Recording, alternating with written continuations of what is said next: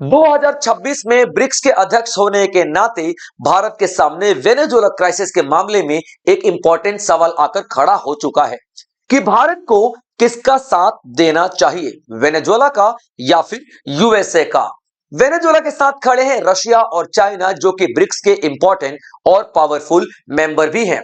ऐसे में भारत को यह ध्यान रखना पड़ेगा कि ब्रिक्स कहीं किसी के प्रोपेगेंडा का अंडर में ना आ जाए, यानी कि ब्रिक्स को कोई इस्तेमाल ना करे, क्योंकि रशिया और चाइना लगातार प्रेशर बनाएंगे भारत के ऊपर कि वेनेजुएला का साथ दिया जाए। तो आखिर क्या करेगा भारत, एक एक पॉइंट पे बात करेंगे, एक एक पॉइंट पे डिस्कशन करेंगे। लेक्चर में अंत तक बने रहें। लेकिन सबसे पहले देखते हैं बच्चों कि इंपॉर्टेंट न्यूज क्या है। इंपॉर्टेंट न्यूज ऑफ कोर्स यही है कि यूएसए ने वेनेजुएला पर अटैक करके वहां के जो राष्ट्रपति हैं निकोलस मडूरो, उन्हें और उनकी पत्नी को यूएसए लेकर के जा चुका है, गिरफ्तार करके। ये ग्लोबल लेवल पे लोकतंत्र के ऊपर या फिर लोकतांत्रिक डिसीजन के ऊपर एक बहुत बड़ा प्रहार है। सोच के ही बड़ा अजीब सा लगता है कि एक पावरफुल नेशन एक दूसरे देश में घुसता है और वहां के राष्ट्रपति को जबरदस्ती गिरफ्तार कर लेता है और वहां के ऑयल रिजर्व्स पर खुद का कब्जा घोषित कर देता है, क्लेम कर देता है। इस तरीके से तो आने वाले समय में चाइना ताइवान के ऊपर कब्जा कर लेगा और रशिया यूक्रेन के ऊपर कब्जा कर लेगा। यह बहुत ही आम बात होने लग जाएगी। यही बात डरा रही है, यही बात पूरी दुनिया के सामने है। डर रही है पूरी दुनिया की कहीं यह बात नॉर्मल होगी तो सारी छोटी छोटी और कमजोर नेशंस का क्या होगा। तो चलिए देखेंगे, बात करते हैं एक एक पॉइंट पे। लेकिन सबसे पहले देखते हैं कि 1 जनवरी 2026 को ब्राजील ने 1 जनवरी 2026 को भारत को अपनी ब्रिक्स की अध्यक्षता सौंप दी है और 31 दिसंबर तक ये अध्यक्षता भारत के पास रहेगी। ऐसे में अगर देखा जाए तो कोई ऑफिशियल इलेक्शन नहीं होता अध्यक्षता का, या कोई भी ऑफिशियल इस तरीके से हम लोग मतलब इलेक्शन नहीं करवाते हैं। ये बारी बारी रोटेशनल पॉइंट ऑफ व्यू से, यानी कि रोटेशन कर करके एक एक देश के पास अध्यक्षता यहां पे बारी बारी आती रहती है। तो इस बार अध्यक्षता की बारी है भारत की। और कोइंसिडेंस भी आप देख ही लो कि एक तरफ भारत अध्यक्ष बनता है और दूसरी तरफ यूएसए वेनेजुएला पे अटैक कर देता है। अब भारत एक ब्रिक्स के अध्यक्ष होने के नाते क्या डिसीजन लेगा। बहुत सारे देश यहां पे सवाल खड़ा कर रहे हैं कि भारत को सीधा कंडेम करना चाहिए यूएस के इस एक्शन को और वेनेजुएला का साथ देना चाहिए। लेकिन एट द सेम टाइम पे मेरा सवाल यही है कि क्या ब्रिक्स इसीलिए बनाया गया था कि कोई भी देश उसको अपने मतलब के लिए इस्तेमाल कर ले, क्योंकि वेनेजुएला के साथ रशिया और चाइना खड़े हैं क्योंकि वो पावरफुल है और अलाई रहे हैं। तो रशिया और चाइना में तो खुद ही इतना दम है ना, दोनों इकट्ठा होके वो यूएसए के खिलाफ जा सकते हैं। लेकिन क्यों नहीं जा रहे हैं, क्योंकि रशिया और चाइना भी तो यूएसए का सामना डायरेक्ट नहीं करना चाहते, अपने डिप्लोमेटिक, अपने जो स्ट्रेटेजिक पार्टनरशिप को, अपने स्ट्रेटेजिक रिलेशनशिप को खत्म नहीं करना चाहते हैं। बेशक आपस में जितना मर्जी गुस्सा गुस्सा खेल लें, लेकिन पार्टनरशिप तो है ना। एक्सपोर्ट इंपोर्ट तो दोनों कंट्रीज के बीच में होता है ना, क्योंकि रशिया पावरफुल है। अगर देखा जाए तो अभी तक यूएसए को कई बार रशिया काउंटर करता आया है। कई बार देखा जाए तो चाइना तो एक बहुत बड़ी शक्ति उभर रहा है, जो कि सिरदर्दी बना पड़ा यूएसए का। अगर रशिया और चाइना चाहें तो यूएसए के खिलाफ खड़े हो सकते हैं, लेकिन क्यों नहीं हो रहे। वो क्यों देख रहे हैं कि ब्रिक्स ही एक्शन लेगा। ऐसे में भारत को ध्यान रखना पड़ेगा कि ब्रिक्स किसी के इशारों पर ना नाचे, यानी कि ब्रिक्स किसी के लिए इस्तेमाल ना हो, और यही भारत का मेन एजेंडा होना चाहिए। अभी देखते हैं इसके हेडक्वार्टर की बात कर लेते हैं। तो फिलहाल तो भारत में इसका हेडक्वार्टर होगा, क्योंकि हेडक्वार्टर डिसाइड नहीं किया जाता इसका, जो कंट्री इसकी मेजबानी करता है उसी देश में इसका हेडक्वार्टर हम लोग मान लेते हैं। फॉर्मेशन जो ब्रिक्स की हुई थी तो 2001 में ये टर्म पहली बार दिया गया था, ब्रिक। और किसने दिया था, जिम ओ नील ने दिया था। और ये एक इंग्लिश इकोनॉमिस्ट है, ब्रिक नाम दिया था। ब्रिक का मतलब बी फॉर ब्राजील, आर का मतलब रशिया, आई का मतलब इंडिया, सी का मतलब चाइना। तो उस टाइम पे 4 ही लोगों को सोचा गया था कि 4 ही देश यहां पे रहेंगे, ब्रिक्स। क्लियर है। और 2006 में ये पूरा का पूरा कॉन्सेप्ट आया कि यार हमको ब्रिक बना ही लेना चाहिए। तो यहाँ पे जितने भी कंट्रीज थे उनकी फॉरेन मिनिस्टर्स की एक मीटिंग की गई। और किस तर्ज पर किया गया, तो यूनाइटेड नेशन जनरल असेंबली के तर्ज पर किया गया कि उसी तरीके की एक मीटिंग करेंगे। फिर वहां पर डिसाइड हुआ कि चलो बना ही लेते हैं। तो 2009 में ब्रिक की स्थापना किया गया और फिर ब्रिक मेंबर्स यानी कि चारों जो कंट्रीज हैं, ब्राजील, रशिया, इंडिया, चाइना, इसके जो लीडर्स हैं उनकी मुलाकात होती है और वो मिलकर के क्या बना लेते हैं, ब्रिक बना लेते हैं। फिर 2010 में आइडिया आता है भाई साउथ अफ्रीका को, क्या यार मुझे भी मेंबर बनना है, और 2011 में ऑफिशियली ये भी जुड़ जाता है। तो ये ब्रिक जो है क्या बन जाता है, ब्रिक्स बन जाता है। ब्रिक जो है क्या बन जाता है, ब्रिक्स बन जाता है और तब से ब्रिक्स ही कहला रहा है।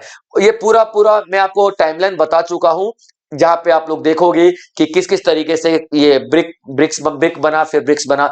एक इंपॉर्टेंट पॉइंट आपको यहां पे देखने के लिए मिलेगा, न्यू डेवलपमेंट बैंक, जिसको हम लोग ब्रिक्स बैंक के नाम से भी जानते हैं, ब्रिक्स बैंक के नाम से भी जानते हैं। अब ब्रिक बैंक क्या होता है भाई साहब, देखिए वर्ल्ड बैंक क्या होता है, वर्ल्ड बैंक क्या करता है, वेस्टर्न कंट्रीज को और अमीर कंट्रीज को ज्यादा प्रेफरेंस देता है, यानी कि ज्यादा महत्व देता है। लेकिन अपने को यहाँ पे क्या करना था, इन सारे कंट्रीज को क्या करना था, वर्ल्ड बैंक का एक तोड़ निकालना था कि यार वर्ल्ड बैंक का एक सब्स्टिट्यूट निकाल देते हैं जो कि हमें वर्ल्ड बैंक में जाने की जरूरत ही ना पड़े। तो सारे के सारे देशों ने मिलकर 2014 में न्यू डेवलपमेंट बैंक यानी कि ब्रिक्स बैंक की स्थापना की और यही वो बैंक है जो इन सारे के सारे मेंबर्स को क्या देता है, फाइनेंशियल हेल्प देता है, लोन देता है, जब क्राइसिस आते हैं तो पैसे प्रोवाइड करता, सब कुछ यही देता है। मेंबर्स की बात कर लेते हैं। तो शुरुआत में जैसा कि मैंने आप लोगों को बताया कि 5 मेंबर थे, लेकिन अभी इसके 10 मेंबर हैं, फुल टाइम 10 मेंबर हैं और एक जो इंडोनेशिया है अभी बनने के रास्ते पर है, यानी कि not full time member, invite होता है और डायलॉग पार्टनर के रूप में भी आ जाता है, लेकिन फुल टाइम मेंबर नहीं, लेकिन बहुत ही जल्दी हो जाएगा। तो आपके बाकी जो 5 मेंबर है, 5 मेंबर के अलावा आप देखोगे Iran, Egypt, Ethiopia, USA, UAE not USA और सऊदी अरेबिया। और इंडोनेशिया जो है ये पहला ऐसा देश है जो कि ब्रिक्स का मेंबर बनेगा। और किस पॉइंट पे ब्रिक्स का मेंबर बनेगा, अभी तो मतलब फुल टाइम मेंबर नहीं है, क्योंकि सिर्फ इनवाइट किया जाता है, डायलॉग पार्टनर बनाया जाता है, डिबेट डिस्कशन में इसको शामिल करवाया जाता है, इस तरीके से इसको बुलाया जाता है। तो फुल टाइम मेंबर जब बनेगा तो मैं आपको बता दूंगा, फिलहाल ये फुल टाइम मेंबर नहीं है। ये सारे के सारे मेंबर्स आप लोगों को दिखाई देंगे और ये न्यू डेवलपमेंट बैंक इन लोगों ने 2014 में बनाया था। उसके बाद देख लेते हैं मेंबर्स का, मैं बता ही चुका हूं आप लोगों को, सारे के सारे आप लोगों को ये 10 के 10 मेंबर दिखाई देंगे और प्लस आप यहाँ पे इंडोनेशिया को आता हुआ दूर से देखोगे। क्लियर पॉइंट बच्चों, यहाँ पे आप देख सकते हो इस सारे के सारे मेंबर्स की आपको यहाँ दिखाई दी गई है, पूरा पर आपको यहाँ पे दिखाई दिया गया है, लिस्ट दिखाई दे गया है और मैप आपको दिखाई दिया गया है। उसके बाद देखो ब्रिक्स मैटर क्यों करता है, ब्रिक्स क्यों इतना ज्यादा इंपॉर्टेंट हो जाता है भाई साहब। तो ब्रिक्स इसलिए इतना ज्यादा इंपॉर्टेंट हो जाता है कि ब्रिक्स जो है 42% पूरी दुनिया के पॉपुलेशन को होल्ड करता है।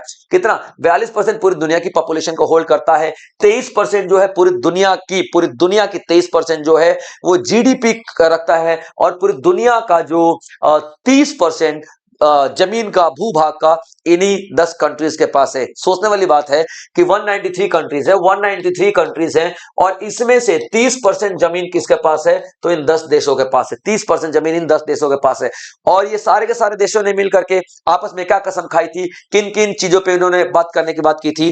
ठीक है, तो इन लोगों ने बात की थी बच्चों, यहां पे ध्यान दीजिएगा कि पहले इन्होंने बोला था कि भैया हम फाइनेंस के रूप में एक दूसरे का साथ देंगे, मतलब फाइनेंशियल साथ देंगे।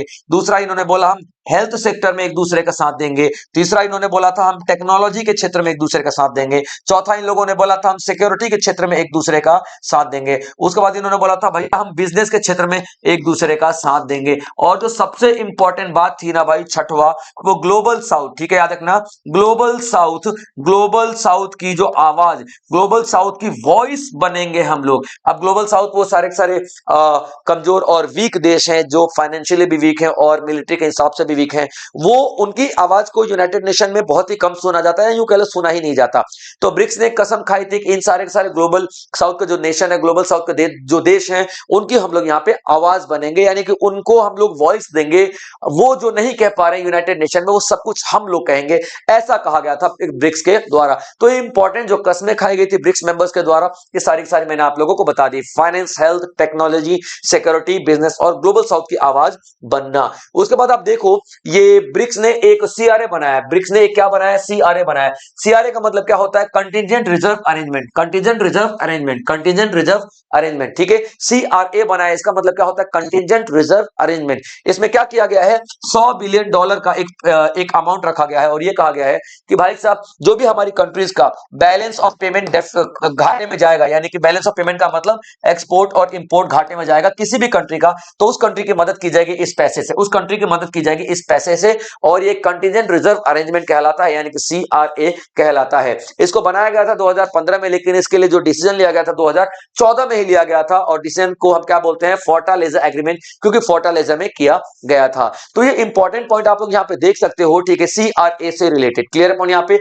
और जो $100 की बात कर रहे हैं ना, ठीक है, तो 41 बिलियन की बात कर रहे हैं, जो चाइना से आता है, साउथ अफ्रीका से आता है 50, रशिया से 18, ब्राजील से 18, इंडिया से 18, ये सभी ने मिलकर के CRA कितना दे रखा है आपको यहाँ पे, तो $100 बिलियन का CRA दे रखा है। जो भी डेवलप नेशन है वो सब यहाँ पे CRA दे रहे हैं। उसके बाद न्यू डेवलपमेंट बैंक के बारे में मैंने आपको बता ही दिया है, क्योंकि वर्ल्ड बैंक को काउंटर करने के लिए न्यू डेवलपमेंट बैंक इन्होंने बनाया था, ताकि हमें वर्ल्ड बैंक पे लोन लेने के लिए जाने की जरूरत ना पड़े और हम यहाँ पे अपनी समस्याओं को खुद ही सुलझा लेते हैं। रीजनल ऑफिस की बात कर लेते हैं तो साउथ अफ्रीका, ब्राजील इसका रीजनल ऑफिस है, और हेडक्वार्टर की बात कर लेते हैं तो शंघाई चाइना में इसका हेडक्वार्टर आप लोगों को दिखाई देगा। ये एक तो इसके जो 11 मेंबर्स हैं वो तो है ही इसके मेंबर्स। उसके बाद आप बांग्लादेश, यूएई, इजिप्ट, यूरुगे, ये सारे और भी मेंबर्स देखोगे। इस बैंक की बात कर रहा हूं, नॉट ब्रिक्स वाला जो ऑर्गेनाइजेशन है, ठीक है, इस ब्रिक्स बैंक में ये सारे मेंबर आप लोगों को दिखाई देने वाले हैं। ठीक है बच्चों, तो आज का सेशन यही था। आई होप आप लोगों ने एंजॉय किया होगा और छोटे छोटे नोट्स बनाए होंगे।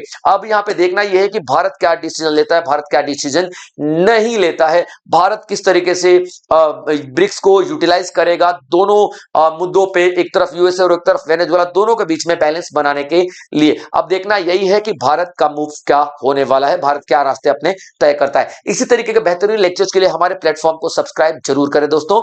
जय हिंद।